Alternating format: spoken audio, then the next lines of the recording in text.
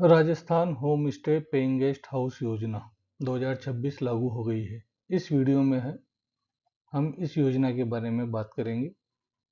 जैसे कि इसके नाम से ही लग रहा है कि पेइंग गेस्ट हाउस मतलब जो भी बाहर से आते हैं घूमने के लिए उनको ठहराने के लिए एक अलग से व्यवस्था की जा रही है, ताकि वो ग्रामीण संस्कृति को पास से देख सके और दूसरा इससे रोजगार भी सृजन हो सके। अब इसके बारे में हम कुछ बात करते हैं। जैसे भारतीय संस्कृति के मूल मंत्र, और वो क्या है? अतिथि देवो भव। इस भावना को आधुनिक स्वरूप देते हुए राजस्थान की सरकार ने पर्यटन क्षेत्र में एक ऐतिहासिक और अभिनव पहल की है, जिसका नाम है राजस्थान होम स्टे योजना 2026। अब आगे बात करते हैं। जैसे इसको क्यों आधुनिक रूप किया गया है। ईज ऑफ डूइंग बिजनेस और ईज ऑफ लिविंग के संकल्प के साथ प्रदेश में राजस्थान होम स्टे योजना 2026 को प्रभावी रूप से लागू किया गया है। दो चीजें हैं इसमें। ईज ऑफ डूइंग बिजनेस, अगर आप किसी को अपने घर पे ठहराते हैं और उससे आपको आय होती है, तो एक तरह से आप उसको बिजनेस कर रहे हैं। तो एक तो आपकी बिजनेस स्टैंडर्ड बढ़ेगा, तो आपकी वहाँ पर कैपेबिलिटी भी बढ़ेगी। दूसरा ईज ऑफ लिविंग, जब आपके पास आय आएगी तो आपकी लिविंग ऑफ स्टैंडर्ड्स बढ़ेगा। तो इस योजना के तहत इसको लागू किया गया, इस संकल्पना के तहत। आगे बात करते हैं। जैसे इस योजना में पर्यटन गतिविधियों को विकेंद्रीकृत करने और ग्रामीण अर्थव्यवस्था मजबूत करने तथा छोटे स्तर के उद्यमियों को बढ़ावा देना इसका मुख्य उद्देश्य है। अब इसमें क्या है विकेंद्रीकृत मतलब? जैसे पर्यटन गतिविधियां हैं, अधिकतर जैसे बड़े बड़े किले हैं, तो उनके आसपास क्या है, शहर विकसित हो गए, तो सारी पर्यटन की अधिकतर गतिविधियां, कोई पार्क हो गया, कोई म्यूजियम हो गया, वो सब शहरों में केंद्रीकृत है। अब इसको विकेंद्रीकृत करने के लिए आपको ग्रामीण अर्थव्यवस्था को बढ़ावा देने के लिए, जैसे गाँवों के अंदर, राजस्थान तो वैसे भी राजा राजाओं का प्रदेश रहा है, यहाँ पर कई बावड़ियाँ हैं ग्रामीण क्षेत्र में। अब पर्यटक आते हैं, देखते हैं, लेकिन वो कई बार इसलिए उसको मिस कर देते हैं क्योंकि वहाँ पर रहने के लिए उनके पास कोई व्यवस्था नहीं होती। तो इस योजना के तहत ग्रामीण अर्थव्यवस्था भी मजबूत होगी और उनको भी ग्रामीण संस्कृति को पास से अनुभव करने का मौका मिलेगा। आगे इसमें क्या किया है, जैसे ये योजना तो पहले भी चल रही थी, लेकिन इसको आधुनिक रूप कैसे दिया गया है। इसमें लाइसेंस प्रक्रिया को कम कर दिया गया है, मंजूरी को अब डिजिटलाइज कर दिया गया और थोड़ा फास्ट कर दिया। अब पहले जहाँ पर होम स्टे शुरू करने के लिए कई विभागों की अनुमति लेनी पड़ती थी या कागजी कार्रवाई करनी पड़ती थी, अब इसको सिंगल विंडो क्लियरेंस सिस्टम में डाल दिया। कम आपको डॉक्यूमेंटेशन चाहिए और इजीली आप इसका रजिस्ट्रेशन करके इसकी सुविधाएं प्राप्त कर सकते हैं। इसमें हम आगे बात करते हैं। जैसे अब राज्य में होम स्टे खोलना पहले की तुलना में अब अधिक सरल, तेज और किफायती होगा।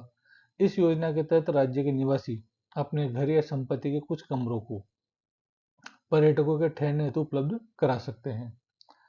अब गृह स्वामी होम स्टे इकाइयां अधिक सहजता से खोल और संचालित कर सकेंगे, जिससे छोटे निवेशक, ग्रामीण परिवार और महिला उद्यमी भी पर्यटन से सीधे जुड़कर लाभ ले सकेंगे। तो ये आपके बारे में, इस योजना के बारे में इसका एक मुख्य की पॉइंट है। इसके आगे इससे होगा क्या? जो स्थानीय लोग हैं जो इस बिजनेस में आएंगे, उनको आय का स्रोत मिलेगा। जो पर्यटक है वो वहाँ रहेगा तो वहाँ की स्थानीय संस्कृति का अनुभव भी प्राप्त करेगा और ग्रामीण और पारिवारिक पर्यटन को एक नई गति मिलेगी, जिससे राज्य में पर्यटन और रोजगार को पंख लगेंगे। तो इसके कुछ एस्पेक्ट है। इसके अलावा अब इसमें आगे बात करते हैं। इस योजना के तहत अब जैसे कोई प्रति आवासीय इकाई है, उसमें अधिकतम कमरों की संख्या पहले 5 थी, अब इसको बढ़ाकर 8 कर दी और उसमें कमरों में अधिकतम बेड क्षमता 24 निर्धारित कर दी गई है। इससे क्या होगा, जो आवास है उसकी क्षमता तो बढ़ेगी, लेकिन रहेगा वो होम स्टे का पारिवारिक स्वरूप भी सुरक्षित रहेगा और जो छोटे उद्यमी है वो पर्यटन व्यवसाय में भाग लेने का उनको अवसर मिलेगा। अच्छा, ये योजना पूरे प्रदेश में तत्काल प्रभाव से लागू कर दी गई। अच्छा, पहले एक शर्त हुआ करती थी कि भाई केयरटेकर को आपको वहीं रहना पड़ेगा या जो संपत्ति का स्वामी हो वो भी उसी परिसर में निवास करेगा। अब उस प्रावधान को इन्होंने समाप्त कर दिया है। अब होम स्टे इकाई का संचालन संपत्ति स्वामी हो या लीजदारी हो या निर्धारित मानकों के अनुसार नियुक्त केयरटेकर द्वारा भी किया जा सकेगा। मतलब आप अपनी संपत्ति को लीज पे भी दे सकते हैं या किसी केयरटेकर को रख सकते हैं। यदि स्वामी या पट्टेदार स्वयं परिसर में निवास नहीं करता है तो दिशा निर्देशों के अनुरूप एक नामित केयरटेकर नियुक्त किया जा सकेगा।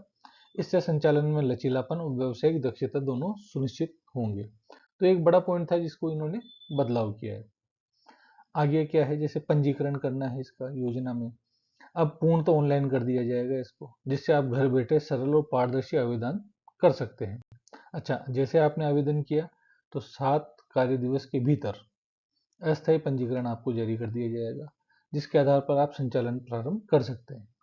और विद इन 3 मंथ आपके यहाँ पर एक इंस्पेक्शन होगा और स्थायी पंजीकरण दे दिया जाएगा, जिसकी वैधता 2 वर्ष की होगी। अब एक इसमें खास बात ये, मान लीजिए अगर निर्धारित समय पर प्रमाण पत्र जारी नहीं किया जाता है निरीक्षण के बाद, तो आवेदन स्वतः पंजीकृत माना जाएगा। अब इससे क्या होगा, प्रशासनिक जवाबदेही भी सुनिश्चित होगी, उनको इसको करना ही पड़ेगा।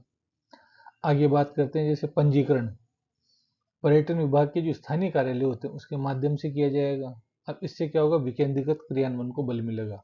आपको करने के लिए मुख्य विभाग में नहीं आना पड़ेगा या जयपुर नहीं आना पड़ेगा। आपके जिले के अंदर कई स्थानीय कार्यालय है, वहां से भी आप इसके आवेदन कर सकते हैं।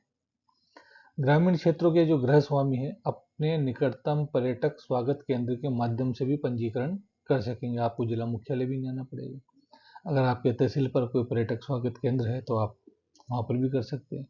यह व्यवस्था ग्रामीण पर्यटन को बढ़ावा देने के साथ साथ स्थानीय स्तर पर रोजगार के अवसर भी सृजित करेगी। ऑब्वियसली जो होम स्टे करेगा तो कोई घूमने आएगा तो वो रहेगा तो वो घूमने जाएगा तो उसको वहां पर व्हीकल की भी जरूरत पड़ेगी, हो सकता है गाइड की भी जरूरत पड़े, वहां पर खाने की भी उसको जरूरत पड़ेगी, तो वो बाहर जाके खाएगा भी, तो रेस्टोरेंट भी चालू होंगे। तो बहुत सारी चीजें हैं, इससे बहुत सारी चीजें जुड़ी हुई जिससे रोजगार के अवसर सृजित होंगे। अच्छा, अब इसमें क्या है और क्या बातें हैं, जैसे प्रत्येक होम स्टे पूर्णतः रिहायशी परिसर में संचालित होगा, ऐसा नहीं होगा कमर्शियल हो। प्रत्येक किराए के कमरे में आपको अटैच बाथरूम, शौचालय, पर्याप्त जल, विद्युत आपूर्ति, वेंटिलेशन, स्वच्छता और अग्नि सुरक्षा मानकों का पालन अनिवार्य होगा, जो कि एक अच्छे वेल प्लान होटल के अंतर्गत किया जाता है। इसके अलावा परिसर में पार्किंग व्यवस्था होनी चाहिए, स्थानीय निकाय के अनुरूप कचरा निस्तारण की व्यवस्था भी आवश्यक होनी है। प्रत्येक खास बात यह है कि अब मान लो जैसे फॉरेनर्स आते हैं, उस पर्यटक की सूचना संबंधित प्राधिकरण को आपको देना ही होगा।